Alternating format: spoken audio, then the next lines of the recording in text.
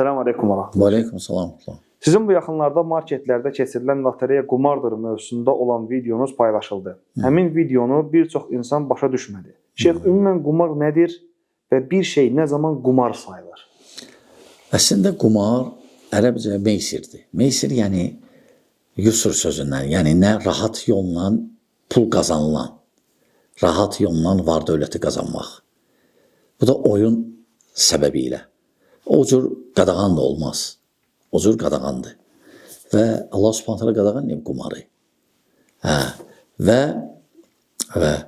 hər bir növ hansı ki qumar sayılır, fərqi yoxdur nə cür.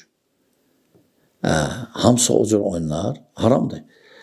Marketlərdə də ki, o mükafat verirlər. Məsələn, ta ki sən al, sonra sənə adı yazırsan, Bəli. atırlar bir qaba, sonra ayın sonunda o qabı oyun eynirlər. Kimin adı çıxdı, ta ki maşın verirlər və ya nəsə verirlər. Əslində qumardır o. Qumardır.